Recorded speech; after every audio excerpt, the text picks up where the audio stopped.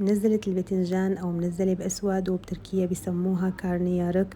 بتوقع بالعراق اسمها شيخ المحشي. خبروني انتو شو بتسموها لهي الأكلة. المهم انه هي أكلة كتير طيبة. اليوم حشارككن أنا كيف بساويها. أول شي في عندي البندورة، حجرحها بهي الطريقة وانقعها بالمي السخنة 10 دقايق لحتى تتقشر معي بسهولة. هي الطريقة أنا كتير بحبها لتقشير البندورة، كتير عملية وسريعة كمان إذا كنت مستعجلة. هلا هون بعد ما أغمرها بحطها على جنب وبحضر الحشوة. بقطع البصل أول شي. البصل بتقطعه مثل ما بتحبوا ناعم أو خشن على ذوقكن، وكمية البصل كمان على ذوقكن وحسب كمية اللحمة والباذنجان اللي انتم مساوينها. هلا هون بروح للباذنجان. الباذنجان أنا بحب استخدمه صغير، وهي بصراحة بتطلع أحلى بالباذنجان الصغير. فيكن تستخدموا الباذنجان اللي بيجي كبير كمان، كله بيعطي يعني نفس النتيجة آخر شي، بس هاد بيطلع شكله أرتب. رح أقشره على شكل أقلام، يعني حأترك فيه شوية من الخطوط السوداء مشان ما يدوب عندي وقت الطبخ تماما. وبجهزه للقلي، وبنفس الوقت وأنا عم بقلي بحضر الحشوة. أول شي في عندي زيت زيتون حقلي فيه البصل مع الملح، بعدين حضيف اللحمة، ومثل ما قلت لكم الكميات كلها حسب عيلتكم وشو بتفضلوا يعني. هلا هون حضيف له شوية فلفل أسود وبابريكا ونتفة صغيرة من 7 بهارات وملح أكيد كمان حسب الرغبة. هلا هون ححركهم مع بعض، وبنفس الوقت حقلي الباذنجان.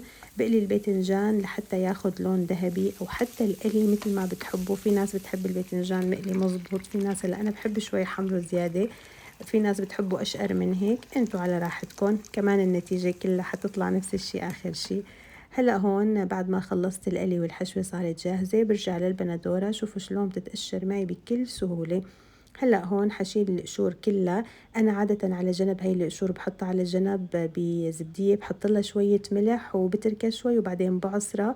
بيطلع طعمها كتير طيب، وبينزل منها كتير عصارة كمان، يعني ظريفة وكلها فوائد. هلا هون بعد ما قشرتها حصير قطعها، يعني مثل ما بتحبوا بتقطعوها خشن ناعم على ذوقكم انتو، لانه اخر شي حنسبك البندورة فما حتفرق. وحضيف كمان ملعقة طعام من دبس البندورة، وحضيف لها ملح. وطبعا بندير بالنا على كميات الملح لانه نحن مملحين الحشوة حنكون طبعا. وهلأ هون حاخدها وسبكها بزيت الزيتون على الغاز لحتى تصير عندي صوص تقيل. هلأ هون الأتراك بيساووها بس بدبس بندورة، ما بيحطوا بندورة فريش. فيكن تعملوا هيك كمان، بس أنا بحب بصراحة طعمة البندورة الفريش معها أكتر. وفي ناس بتحب تخلي الصوص شوي يكون رخومان وتقيل، أنا كمان بحبه كمان هيك يكون شوي تقيل، لأنه غالبا بحب ناكله بالخبزة يعني. إذا بدكن إياها بس جنبها رز، فيكن طبعا إنكم تخففوا شوي الصوص بالمي السخنة عادي، هذا شي ذوق شخصي يعني. بس مثل ما قلت لكم أنا هيك بساويها لعيلتي، فإذا حبيتوا تساووها بهي الطريقة أكيد يعني بكون مبسوطة كتير وبتمنى أنها تعجبكم. هلأ هون حبلش احشي القطع. بفتح هيك القطعة بالنص، قطعة الباذنجان، وبكبس عليها لحتى تاخد أكبر كمية من اللحمة، وبحشيها وبصفهم فوق البندورة، وبدخلها بشويها بفرن حامي على درجة حرارة 200. بس هيك وهون الرز صار عندي جاهز. وطبعا كلنا متفقين انه الاكل يعني كل واحد له طريقته بالطبخ، وبيطبخ حسب النكهات اللي بتحبها عيلته وبتفضلها.